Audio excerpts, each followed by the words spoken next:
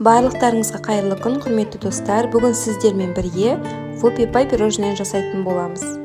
Бұл рецептпен жасап көрсеңіздер бірден сәтті шығады, сондықтан сіздерге жасап көрулеріңізге кеңес беремін. Бізге қажетті ингредиенттердің барлығы видеода көрсетілген, бірақ та нақты сіздерге қанша грамм керектігін мен описаниеда қалдырып кететін боламын.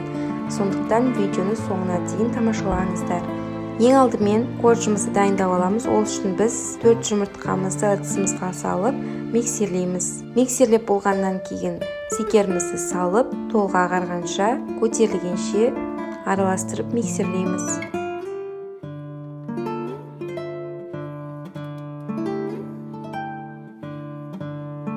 Келесі этапқа көшетін болсақ, сары май мен шоколадымызды бөлек ыдысымызға салып, микротолқынды пеште немесе водяной баняда толық ерітіп аламыз.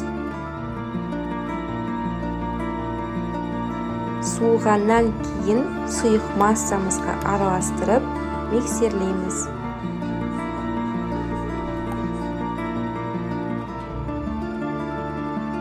Миксерлеп болғаннан кейін бөлек тұрған ыдысымыздағы ұнға разрыхитель және какаоны салып араластырып аламыз.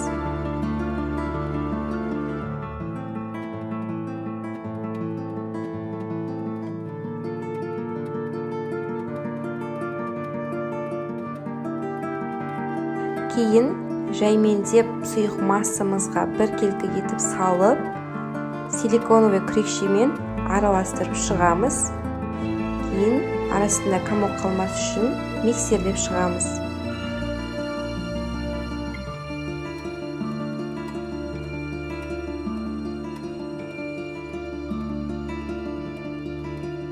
Міне, құрметті достар, біздің коржға арналған сұйық қамырымыз дайын.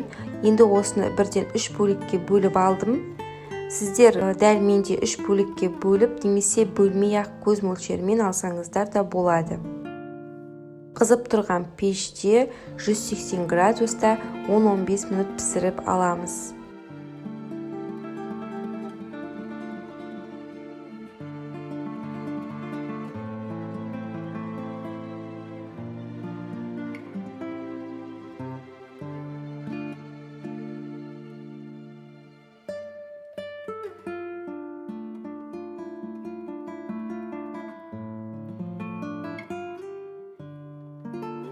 Пирожныйларымызға арналған кремді дайындаймыз.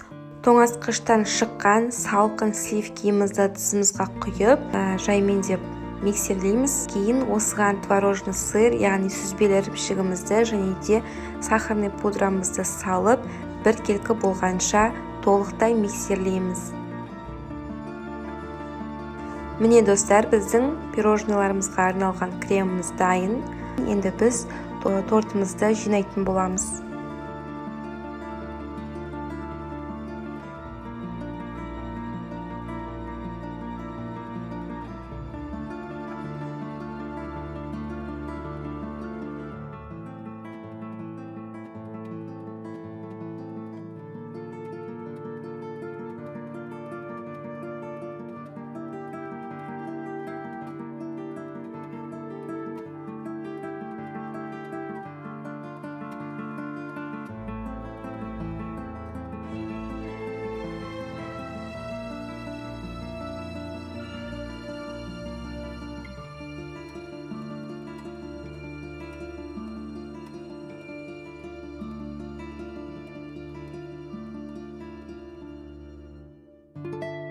Тортымызды жинап болдық, кремін дайындадық. Енді бізге глазур қажет болады.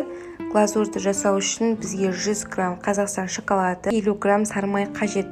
Осы екеуін микротолқынды пеште немесе водяной баняда ерітіп алсаңыздар болады.